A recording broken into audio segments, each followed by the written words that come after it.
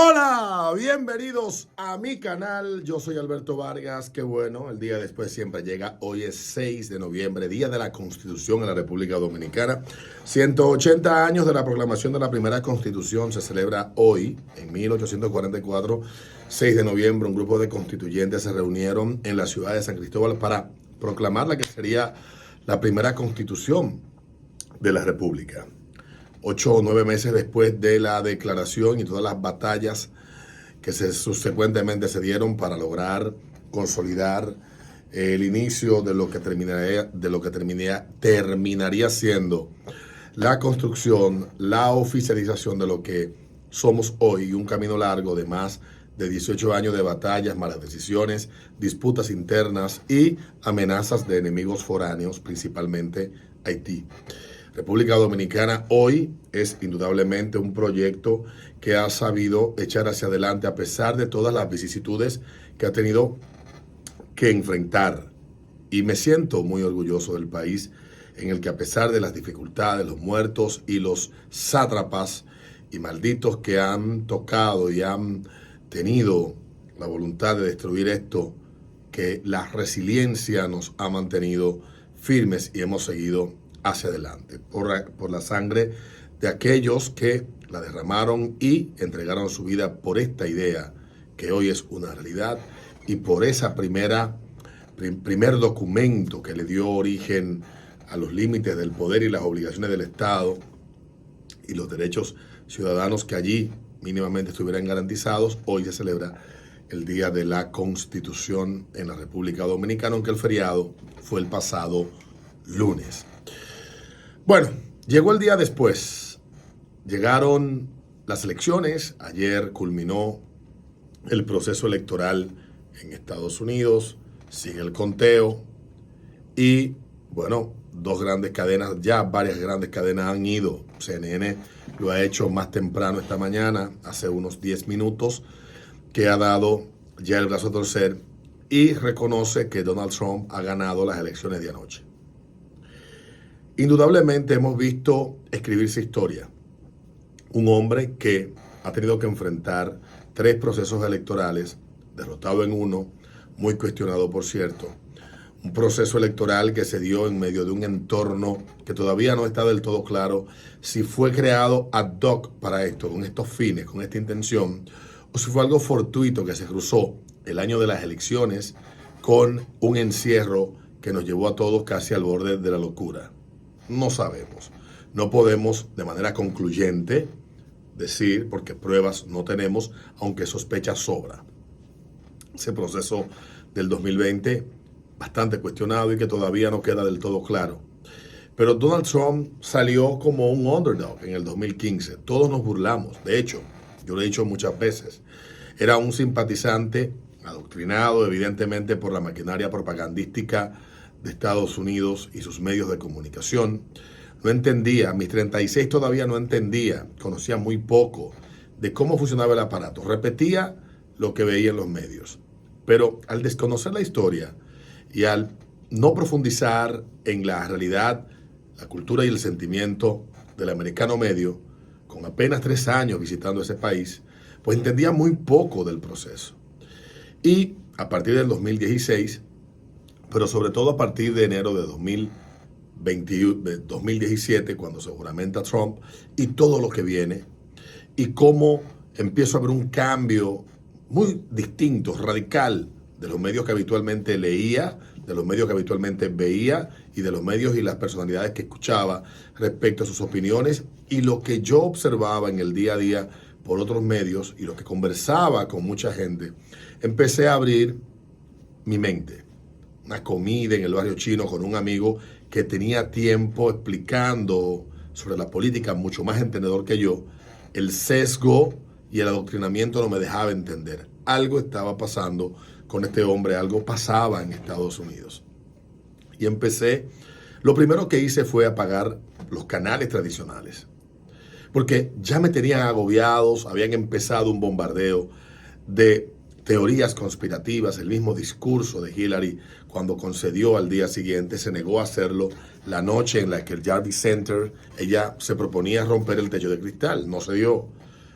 Y un Trump que para muchos fue una sorpresa, incluyéndome a mí, pues empezó a gobernar Estados Unidos en el 2017 y con sus maledicencias, su comportamiento a veces tosco y hosco, pero empecé a observar de que algo no se correspondía con lo narrado en los medios y lo que pasaba con el individuo. Me interesé más por la historia, me interesé más por el sentimiento del americano medio. Empecé a escuchar, empecé a ver, lo he dicho antes. Y llegamos entonces al año 2018.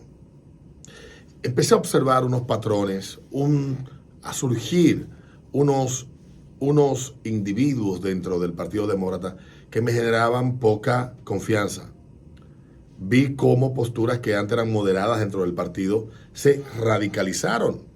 El partido había empezado a moverse por alguna razón a un extremo donde tal vez lo venía haciendo lentamente, pero le dieron con todo gas y empecé a desconfiar. Una serie de videos, entre ellos Dave Rubin, John Straka, etcétera, hablando de un famoso walkaway. Se empezaron a alejar del partido. Eran demócratas, pero también empezaron a ver esto. Más reciente, leí a Ana Kasparian, es una comentarista de The Young Turks que en aquel momento era muy radical, pero una serie de procesos la llevaron a darse cuenta de que el problema realmente estaba en la apuesta a los extremos y en la polarización. Y empecé a ver de manera más moderada la política, de manera menos dogmática la política americana. Empecé a interesarme por la historia, empecé a interesarme por la realidad, no por las narrativas o por los relatos creados con la intención de hacernos pensar y sentir de una manera determinada frente a un político X, llámese Donald Trump, Ron DeSantis o el nombre que tenga. Marjorie Taylor Greene, whatever. Ciertamente empecé a escuchar a todo el mundo y llegué a una conclusión. Primero, que estuve muy equivocado sobre lo que pasó en el 2016. Realmente Hillary no la quería absolutamente nadie. Como presidenta no, ni dentro de su partido, ni fuera. Que Trump era la respuesta a un sentimiento que venía produciéndose, que venía germinando desde hacía tiempo y que, para bien o para mal, supo astutamente darle respuesta a una base electoral y social que se sentía que no la escuchaban, que la habían echado a un lado. Un país con unas complejidades enormes y un tipo que posiblemente no sea un erudito ni un gran conocedor de la historia y la política de los últimos 300 años o 250 de Estados Unidos, pero que empezó a ser consistente en muchos planteamientos que hizo. Llegó a decir en un momento, el camino que lleva el Partido Demócrata, cuando empezaron a tumbar las estatuas de los confederados en el sur de Estados Unidos, dijo, comienzan por los confederados y luego vendrán por la estatua de Washington. Y así fue, y así ha sido. Estamos viviendo tiempos complicados, una iconoclasia promovida y alimentada desde dos grandes lugares. Europa, en una menor medida, y Estados Unidos en una gran medida que ha arropado el mundo. Y en el medio, una sociedad que solamente quiere vivir tranquila, trabajar y ocuparse de sus cosas. Mientras tanto, sectores pequeños, pero con mucho poder, quieren diluir la sociedad, quieren controlar la voluntad y las acciones de las personas al más puro estilo China popular. Quieren convertirse en una especie de gobierno global. Y suena teoría conspirativa, no lo es. Y llegamos entonces al 2020 y pasa lo que pasa, pierde Trump y comienza este hombre, tal vez embelesado por el éxito del pasado y por el apego al poder, a cometer errores. Había sobrevivido a un impeachment por lo que se le acusaba de colusión rusa y después el tema de Zelensky y de lo que pasó en Ucrania, ya luego salido del poder, los errores del 6 de enero, la necedad y el círculo que los rodeó, todo lo que se estructuró alrededor de él empezó a destruirlo. Perdió contacto con la realidad. Y empezó a enfrentar una odisea que llegó hasta pocos meses atrás, el punto que casi lo asesinan.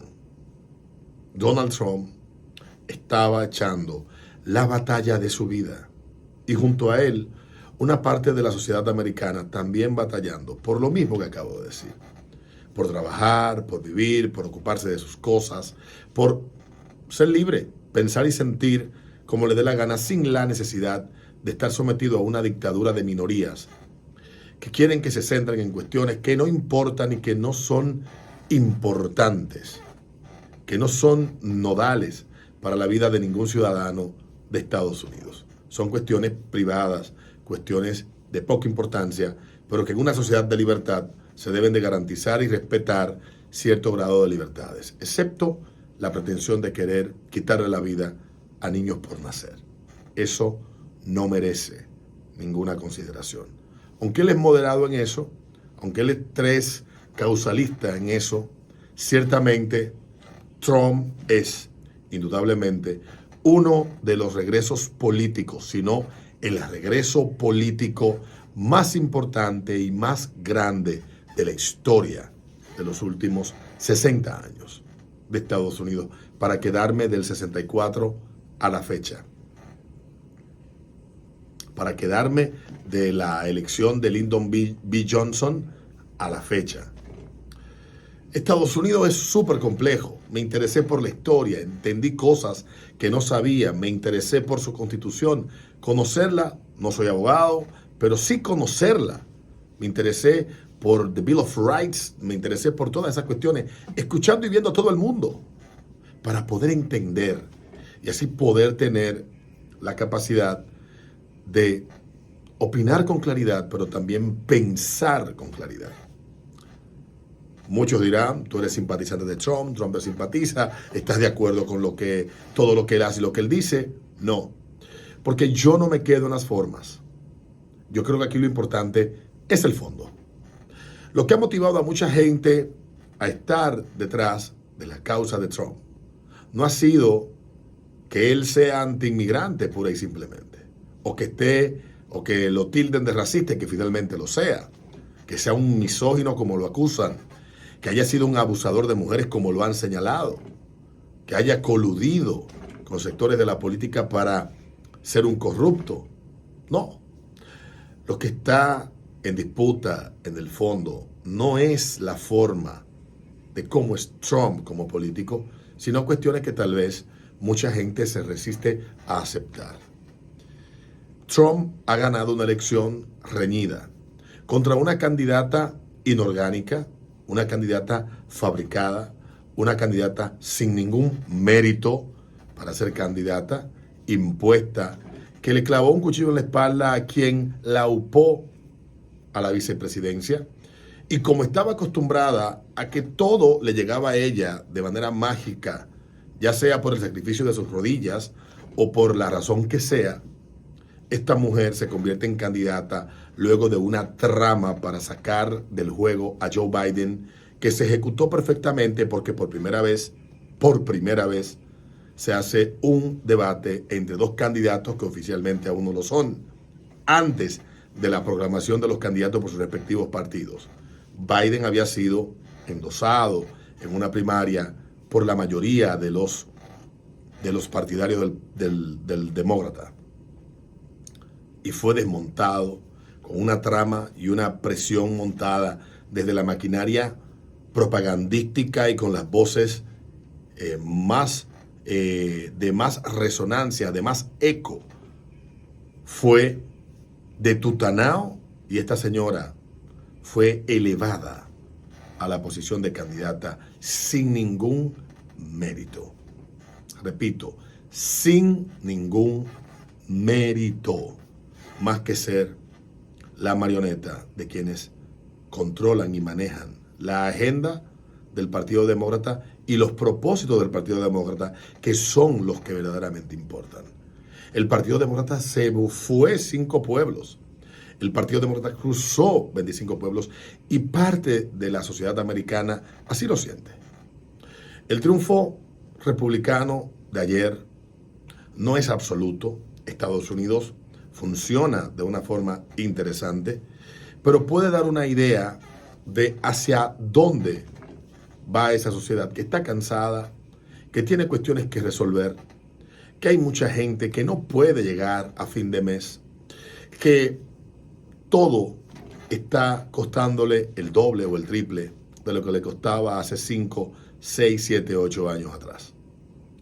Mientras tanto, hay sectores dentro de Estados Unidos y del Partido Demócrata que están más ocupados de cuestiones fuera que de cuestiones dentro del país.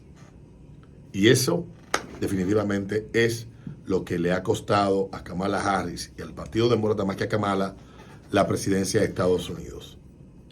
Yo no dormí casi nada. Yo no dormí casi nada porque me pasé toda la noche viendo el proceso electoral de Estados Unidos. Hoy, en el periódico, y cierro con esto brevemente, con un par de párrafos, hoy, en el periódico New York Post, Juan Podores, articulista de este periódico, escribe: Trump, el coloso, es el rey de regreso a la política estadounidense. Nos encontramos en medio de la mayor recuperación política en la historia de Estados Unidos, que sigue por 8 años al mayor truco político en la historia de Estados Unidos. Esa maniobra fue la primera victoria de Donald Trump en 2016. El regreso es su extraordinaria actuación durante los últimos 4 años tras su derrota en 2020. No voy a juzgar aquí los pecados o errores de Trump, aunque soy tan consciente de ellos que no voté por él y escribí el nombre de otra persona. No.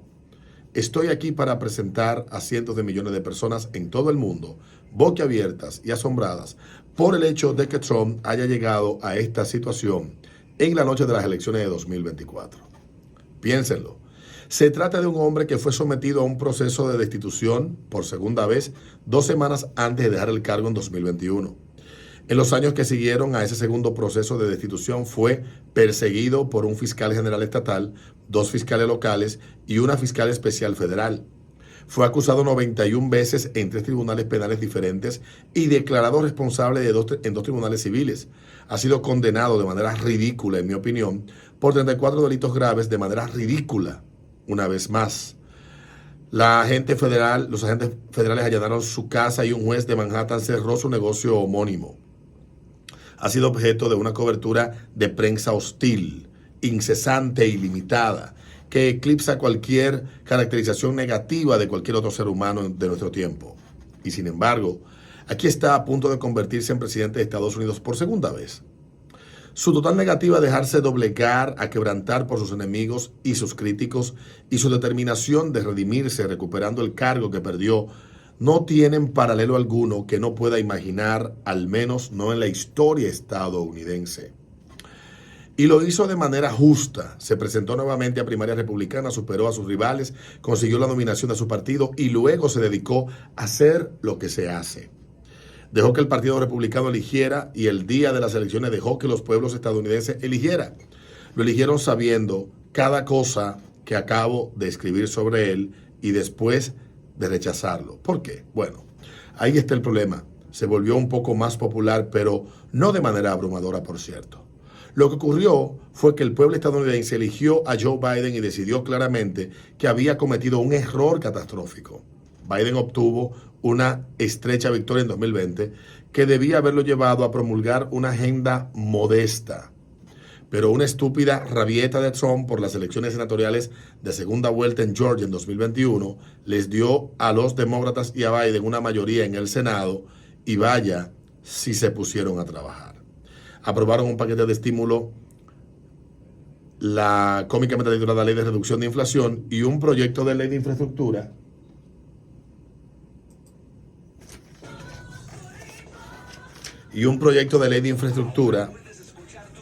y agregaron billones de dólares al gasto gubernamental, no solo a la deuda federal, sino también a una economía que se encontró inundada de papel monetario. La inflación se disparó, todo se volvió más caro y el crecimiento económico fue relativamente lento. Mientras tanto, el mundo estaba en llamas.